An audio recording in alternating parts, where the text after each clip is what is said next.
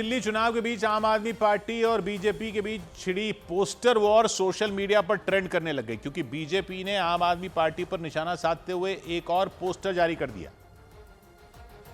और इस पोस्टर के जरिए बीजेपी ने दिल्ली के स्कूलों में मिली धमकी वाले मुद्दे को फिर से हवा देने की कोशिश की। इन पोस्टरों में बीजेपी ये दावा करती दिखी कि दिल्ली के स्कूलों को धमकी देने वाला आरोपी आम आदमी पार्टी से जुड़ा था। बीजेपी ये आरोप लगाती दिखी कि दिल्ली के स्कूलों को दी गई धमकी के मामले में आम आदमी पार्टी ने जानबूझकर हंगामा किया, जबकि उसे पहले से सब पता था। बीजेपी ने एक दिन पहले ही ये आरोप लगाया कि दिल्ली में स्कूलों को धमकी देने के मामले में जो आरोपी पकड़ा गया वो एक एनजीओ से जुड़ा हुआ था। उस एनजीओ का कनेक्शन दिल्ली की आम आदमी पार्टी और मौजूदा सीएम आतिशी से जोड़ते हुए बीजेपी ने खूब हंगामा किया और फिर अगले दिन ये पोस्टर भी जारी कर दिया, जो कुछ ही मिनटों में सोशल मीडिया पर ट्रेंड करने लग गया। इसके अलावा बीजेपी ने दिल्ली चुनाव के लिए एक और पोस्टर जारी किया, जिसमें बीजेपी दिल्ली में सरकार बनाने का दावा करती दिखाई दी। उस पोस्टर में बड़े बड़े अक्षरों में दिल्ली विधानसभा चुनाव के नतीजों की तारीख 8 फरवरी लिखी नजर आई और ये दावा किया गया कि 8 फरवरी को दिल्ली में बीजेपी सरकार बनाएगी।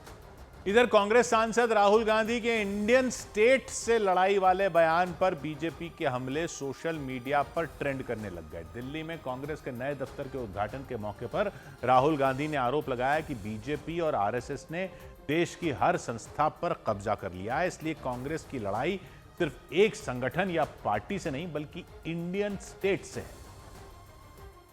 लेकिन इंडियन स्टेट से लड़ने वाले उनके बयान पर सियासी बवाल मच गया। बीजेपी ने राहुल गांधी को घेर लिया, उन पर चौतरफा हमले शुरू कर दिए। बीजेपी ने राहुल गांधी के बयान को शर्मनाक बताया और उन पर गंभीर आरोप लगा दिए। राहुल गांधी जो देश विरोधी शक्तियां हैं, उनके साथ मंच साझा करते हैं, उनके साथ गुप्त भेंट करते हैं, उनसे फंडिंग लेते हैं। राहुल गांधी के बयान को बीजेपी ने भारत की एकता को नुकसान पहुंचाने वाला बताया। राहुल गांधी के बयान पर बीजेपी के हमले सोशल मीडिया पर पूरे दिन ट्रेंड करते रहे। कांग्रेस के नए दफ्तर के उद्घाटन के मौके पर राहुल गांधी ने बीजेपी और आरएसएस पर हमला बोलते हुए इंडियन स्टेट से लड़ाई वाला बयान दिया। The BJP and the RSS have captured every single institution of our country. We are now fighting the BJP, the RSS and the Indian state itself. इसके बाद बीजेपी ने आरोप लगाया कि भारत को कमजोर करने वाली ताकतों को बढ़ावा देने का कांग्रेस का पुराना इतिहास रहा है।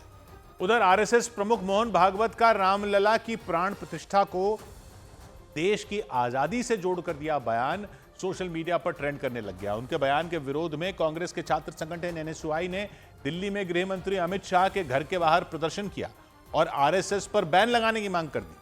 2 दिन पहले मध्य प्रदेश के इंदौर में आरएसएस प्रमुख मोहन भागवत ने रामलला की प्राण प्रतिष्ठा को देश की आजादी से जोड़ते हुए बयान दिया था। उनके बयान के विरोध में एनएसयूआई ने आरएसएस के खिलाफ मोर्चा खोल दिया और हाथों में आरएसएस के खिलाफ नारे लिखी तख्तियां लेकर एनएसयूआई के कार्यकर्ता गृह मंत्री अमित शाह के घर का घेराव करने के लिए सड़क पर उतर आए। इस पर पुलिस ने उन्हें बैरिकेडिंग कर रोक दिया, जिससे वो भड़क गए। कुछ लोग बैरिकेडिंग पर चढ़ गए और आरएसएस के खिलाफ नारेबाजी शुरू कर दी।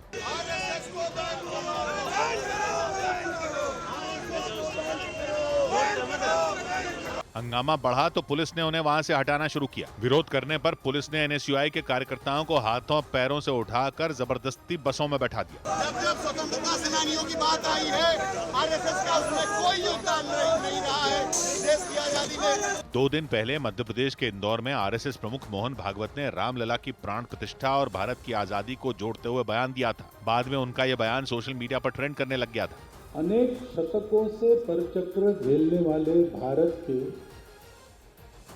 सच्चे स्वतंत्रता की प्रतिष्ठा उस दिन हो गई। स्वतंत्रता थी, प्रतिष्ठित नहीं थी। उनके इसी बयान का एनएसयूआई के कार्यकर्ताओं ने विरोध किया और गृह मंत्री अमित शाह से आरएसएस पर बैन लगाने की मांग की।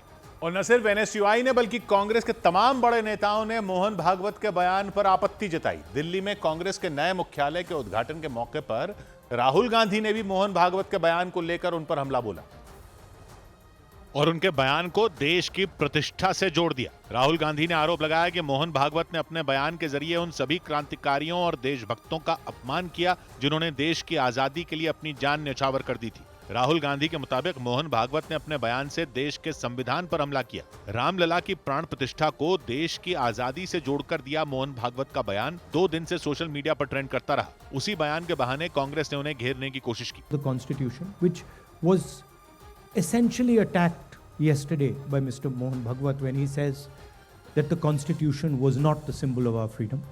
राहुल गांधी ने यह भी आरोप लगाया कि आरएसएस और बीजेपी देश को संविधान से नहीं बल्कि अपने तरीके से चलाना चाहते हैं। उन्होंने आरोप लगाया कि मोहन भागवत ने बयान देकर देशद्रोह किया और अगर वो किसी और देश में होते तो उन्हें गिरफ्तार कर लिया जाता। राहुल गांधी के बाद कांग्रेस के अध्यक्ष मल्लिकार्जुन खड़गे ने भी मोहन भागवत पर निशाना साधा और आरोप लगाया कि उन्होंने ये बयान देकर देश और संविधान का अपमान किया।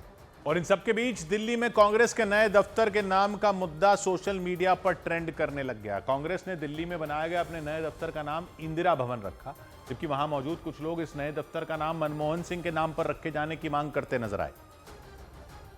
और कांग्रेस के दफ्तर के बाहर इससे जुड़े कुछ पोस्टर भी लगा दिए गए। इन पोस्टरों में दिल्ली के कोटला रोड पर बनाए गए कांग्रेस के नए दफ्तर का नाम सरदार मनमोहन सिंह भवन लिखा नजर आया, जबकि कांग्रेस ने अपने नए दफ्तर का नाम इंदिरा भवन रखा है। ये पोस्टर सोशल मीडिया पर ट्रेंड करने शुरू हो गए, जिसके बाद बीजेपी ने कांग्रेस को घेर लिया। बीजेपी ने फिर एक बार कांग्रेस पर परिवारवाद का आरोप लगा दिया। आज इस भवन का नाम अंबेडकर भवन रखते, आज इस भवन का नाम रखते मनमोहन सिंह जी के नाम पर रखा किसके नाम पर? इंदिरा जी, क्योंकि फैमिली फर्स्ट। हालांकि कांग्रेस ने दावा किया कि नए दफ्तर का नाम इंदिरा भवन रखे जाने का फैसला मनमोहन सिंह की सहमति से ही लिया गया था। सरकार की कांग्रेस तो उसी समय ये तय हो गया था, ये फैसला ले लिया गया था कि इसका नाम इंदिरा गांधी भवन होगा। नाम पर मचे घमासान के बीच कांग्रेस ने मनमोहन सिंह से जुड़ा एक ऐलान भी कर दिया। मनमोहन सिंह जी का नाम पे लाइब्रेरी बनेगा। कांग्रेस के कई नेताओं ने तो ये आरोप भी लगाया कि वो पोस्टर बीजेपी ने ही लगवाए ताकि कांग्रेस पर आरोप लगाए जा सकें। जबकि कांग्रेस ने दिल्ली की कोटला रोड पर बनाए गए अपने नए दफ्तर का वीडियो जारी कर यह बताने की कोशिश की कि उसने मनमोहन सिंह से सम्मान के साथ कोई समझौता नहीं किया। इंदिरा भवन नाम के नए कांग्रेस दफ्तर में मनमोहन सिंह की कई तस्वीरें लगाई गई और कांग्रेस ने अपने नए नवेले दफ्तर यानी इंदिरा भवन का जो वीडियो जारी किया उसमें मनमोहन सिंह की वो तस्वीरें नजर भी आईं। कांग्रेस के नए दफ्तर में महात्मा गांधी और सुभाष चंद्र बोस समेत कई स्वतंत्रता सेनानियों की तस्वीरें लगी दिखीं। आजादी की लड़ाई के वक्त की कई ऐतिहासिक तस्वीरें भी वहां लगाई गई। इसके अलावा कांग्रेस के तमाम बड़े नेताओं को भी वहां जगह दी गई, जिनमें मनमोहन सिंह की तो कई तस्वीरें वहां लगी दिखी। एक तस्वीर में वो अमेरिका के तब के राष्ट्रपति बराक ओबामा से गले मिलते भी नजर आए। इंदिरा भवन में राहुल गांधी की भारत जोड़ो यात्रा को भी बड़ी जगह मिली। उन तस्वीरों में राहुल गांधी, सोनिया गांधी और मल्लिकार्जुन खड़गे दिखाई दिए। कांग्रेस के दफ्तर का नया पता 9A कोटला रोड होगा, जिसका उद्घाटन सोनिया गांधी और मल्लिकार्जुन खड़गे ने किया। ये इमारत 2016 में बननी शुरू हुई थी और 2025 में बनकर तैयार हुई। इससे पहले 1978 से कांग्रेस का दफ्तर अकबर रोड के बंगला नंबर 24 से चल रहा था। दावा किया गया कि कांग्रेस ने नया दफ्तर बनाने में करीब 250 करोड़ रुपए खर्च किए।